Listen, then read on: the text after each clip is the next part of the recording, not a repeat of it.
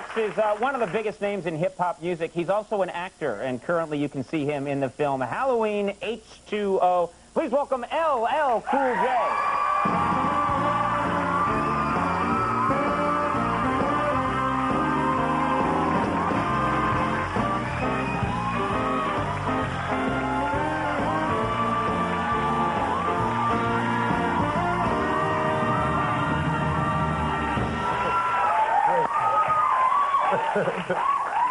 This is shocking to me. I love the look. Yeah, I'm, soul brother number 9. No, just a little hot-buttered soul. Yeah. I just feel good. It's time to just lose all that and just move on. This is great. What do you polish that up before you go out? Polish it up, shine it up, baby. Get it nice and shiny, nice and clean. Is that daily maintenance? How does that work? Daily, baby. It's still growing. Right. Still growing. Oh, yeah, no. Yeah, I feel good, yeah. This is funny because I'm not used to, a lot of people aren't used to seeing you without a hat. Without the hat. But I felt like, if I continue to wear a hat, I'm going to continue to be kind of pigeonholed into rap music and that whole image that people have seen for 14 years. Right. And in order for people to understand that I'm real serious about acting, got to remove the hat. Take it off. Must remove the hat. Must remove it. Was there a ceremony where the hat was removed? Was there some sort of sacred event where everyone removed it slowly and... Yeah. It was real slow. It was like a bar mitzvah. Very cool. All right, well... Very cool. It's funny because there was a period in your life where you took the hat very seriously. Very seriously. You wouldn't take it off for anything. I wouldn't take my hat off for anything. As a matter of fact, one time I was in the Dominican Republic at a friend's wedding, and I had my hat on. That's when I had an afro. So I was soul brother number 10. But I had an afro. So the hat was too low, sort of a container for the afro. I had the hat tight on my head, went underwater, and came up choking because I wouldn't come up until I found it. Were you swimming? What was going on? I was caught in a wave. You were swimming in the ocean with your hat on? I was swimming in the ocean. You swim with that hairdo, don't you? No, I'm just kidding. I was swimming in the ocean with my hat. I don't take this wig off for anything. I'll tell you right now. You and Marv. Yeah, no, right. There are some differences between us. So you wouldn't take it off then. Weren't women ever saying to you, like, come on, take off the hat? Yeah, but I made them just forget about that, baby. Don't worry about that, baby. Concentrate on this, baby. Okay. All right. We'll move on then. You know what's funny? I never bump into celebrities. I never do.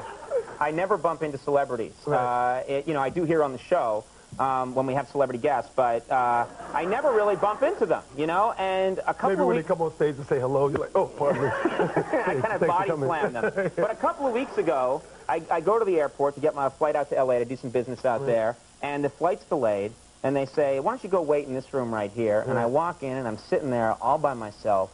All of a sudden, you and a couple of guys, you with your entourage. Posse. Sorry. How does one get a posse, by the way?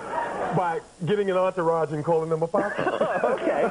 Well, you guys walk in, and there's a couple of you, and I said, hey, and we talk for a second, and I say, you know what, I hear this flight's delayed for a couple of hours, and I'm sort of bummed about that, and you said, don't worry, because we are going to have fun, Conan. Right. And then you take out a computerized chess game. I'm not kidding. It's very true. Takes out a computerized chess game, and you and someone in your entourage, posse, start playing chess. What it is? And every time... When I say we are going to have some fun, you expecting me to pull out like a big boombox and be like... See, that's the problem. I know what you were thinking, Conan. I was thinking we were going to have some fun. I've never had fun, yeah. So then you wouldn't pull it out, so I had to pull it out, We started playing chess. Yeah, and you started playing chess, and every time I started to go like, so L-Hug, you'd be like... And it was a computerized game, so every, 3 minutes I'd hear, illegal move. Well, I didn't say I was Kasparov yet. We're just starting. I just love that, though. Anyway. I get confused with checkers sometimes. No, I'm just kidding. Well, I kept quiet, though, didn't I? Yes, I kept you my did. mouth shut. Yes, you did. Now, let's talk about Halloween H2O. I'm sure I have not seen this movie, but I'm just betting it's a Halloween movie.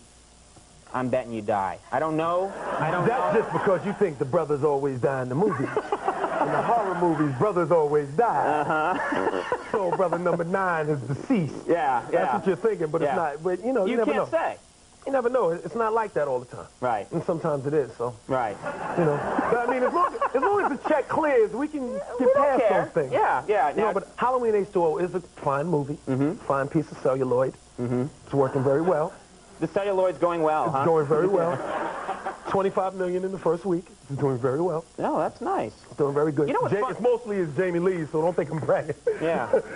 It is funny how people talk about numbers. Like 10 years ago, people just said, yeah, the movie did well. 10 years but now, you can bump into an old lady on the street, and she'll say, like, yeah, Halloween H2O, $14 million. And that's over 1,500 screens. And you're like, how, people shouldn't know that stuff. I know. Well, you know, this world, technology has made the world a lot smaller. But you know that because you heard, illegal move. It did bother me a little bit. Did you hang out with the guy who plays Mike Myers much in the movie? Yeah, I hung out with him a little bit, but the strange thing about it is he doesn't talk a lot. He doesn't say anything. He never takes the mask off, and after the show was over, when the movie was done, and we wrapped, he just disappeared. He doesn't take the mask off? Period. He didn't say anything, nothing. Right. You know, every now and then you might hear, you know. Mike, everything cool? Sing. You should have tried to get him to play some chess with you, you know? Please. Yeah. Checkmate. Did you, you know, I was flipping through your book today, looking for different stories and stuff like that, things I could try and embarrass you with.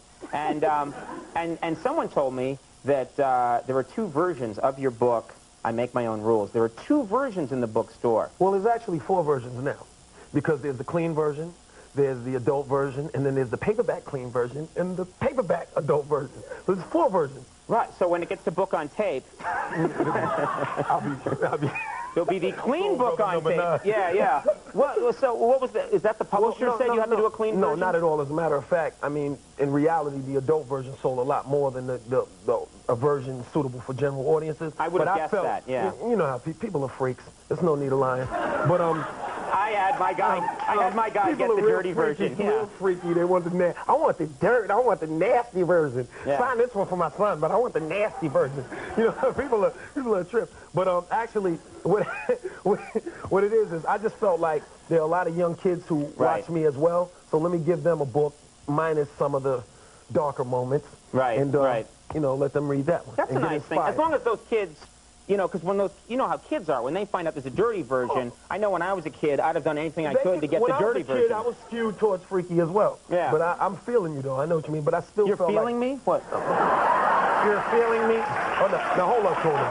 Hold up, Conan. I'm sorry. I'm down with a lot of slang, but you've crossed the line. That was dope of you. That was very dope of you. I was the voice on the electronic chess. I remember that. No, you were the voice on Soul Brother number 9. No.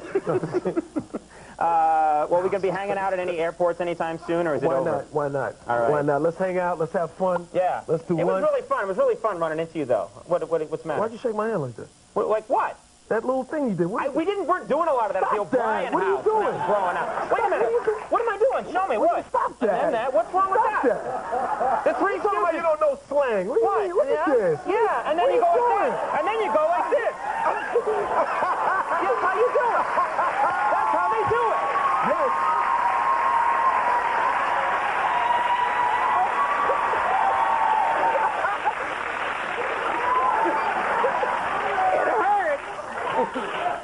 That's the way Mo, Larry, and Curly did it, and that's the way it should be done. Conan's Great Adventure. Halloween H2O is at theaters now. Hey, LL, come back anytime. Definitely, Seriously, it's always fun. Definitely. Jonathan Richmond coming up. We'll take a break. We'll be right back.